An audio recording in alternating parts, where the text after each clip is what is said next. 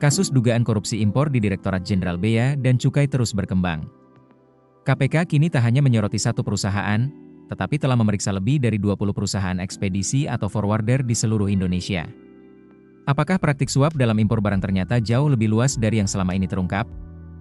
Komisi Pemberantasan Korupsi atau KPK terus memperluas penyelidikan kasus dugaan korupsi importasi barang di lingkungan Direktorat Jenderal Bea dan Cukai Kementerian Keuangan. Terbaru, KPK mengungkap telah memeriksa lebih dari 20 perusahaan ekspedisi atau forwarder yang tersebar di berbagai wilayah Indonesia.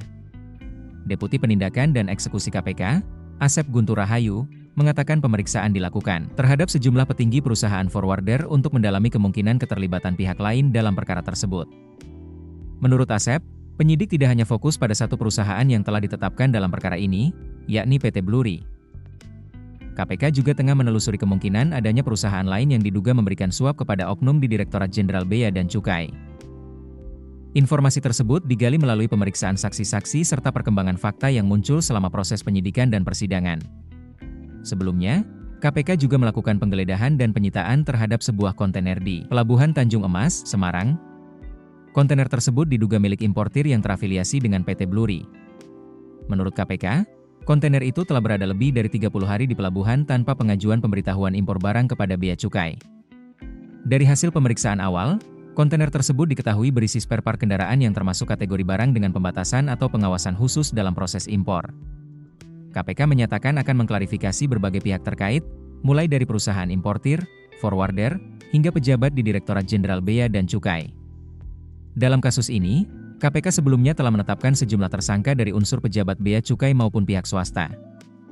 Mereka diantaranya pejabat Direktorat Jenderal Bea dan Cukai serta jajaran PT Bluri yang diduga terlibat dalam pengaturan jalur impor barang. Menurut KPK, dugaan praktik korupsi bermula dari adanya kesepakatan antara pihak perusahaan dan sejumlah oknum Bea Cukai untuk mengatur proses masuknya barang impor ke Indonesia. Tujuannya agar barang-barang yang diimpor dapat melewati proses pemeriksaan dengan lebih mudah. KPK juga mengungkap bahwa perusahaan tersebut diduga menginginkan barang impor yang masuk ke Indonesia tidak diperiksa secara ketat saat melewati kawasan kepabeanan. Penyidik menduga pemufakatan itu telah berlangsung sejak Oktober 2025. Kasus ini kini menjadi perhatian karena menyangkut sistem pengawasan impor yang berperan penting dalam menjaga penerimaan negara dan pengendalian barang yang masuk ke Indonesia. Dengan pemeriksaan terhadap lebih dari 20 forwarder, KPK mengindikasikan bahwa penyelidikan masih terus berkembang dan kemungkinan akan mengungkap fakta-fakta baru dalam perkara ini.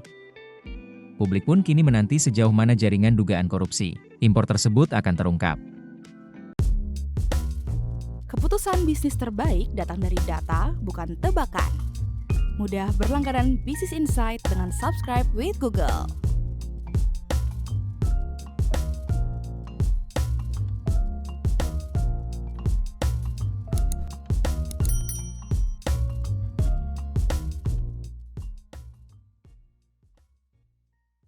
Download aplikasi Kontan sekarang di App Store atau Play Store.